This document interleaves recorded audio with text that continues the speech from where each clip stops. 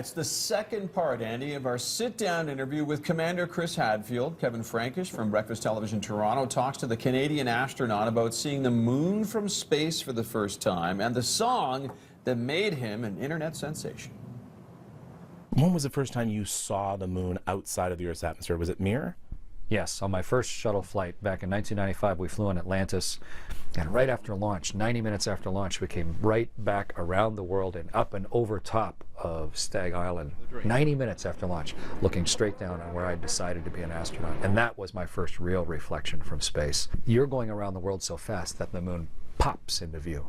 As soon as it clears the atmosphere, of course, it is just so crystal clear. There's nothing between you and the moon for the first time in your life.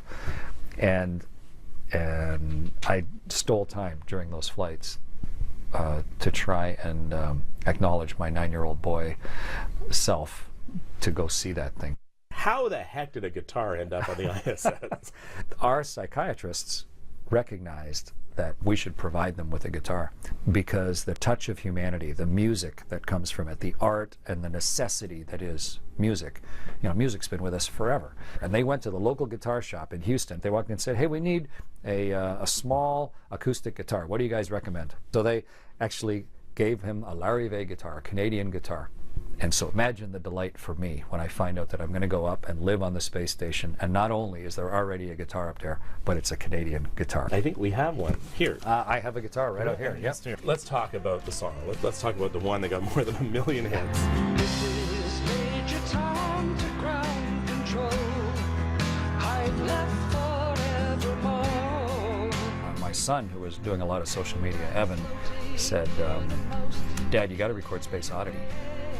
I was like, Space Oddity? Why would I do Space Oddity? It's kind of a druggy song from the 60s where the astronaut dies at the end. Why would I do that? And he said, Dad, you're not doing it for you. You're doing it for everybody else. So it kind of made me think.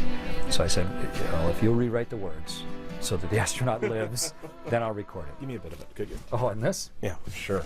Ground control to Major Tom. Commencing countdown, engines on. Detach from station and may God's love be with you. You've been to space. You are a YouTube sensation. You have every reason to be an arrogant jerk. But you're using your celebrity to further not just the space program. You're leading by example. It's a phenomenal human experience, and I'm just trying to figure out a way to get as many people to see what we did together as possible. We did this thing. Canada put together a whole bunch of sweat and toil to let us go do this thing.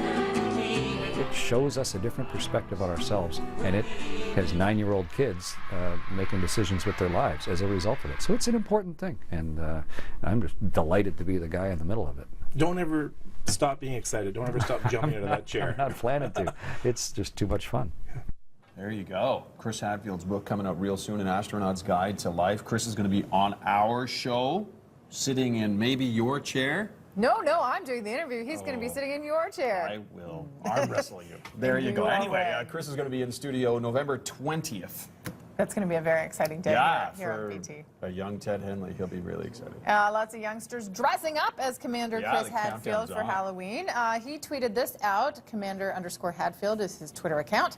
I'm glad to see people preparing their Halloween costumes for my contest. Remember, there will be free prizes, so people sending in their Twitter pics. Oh, look at that girl.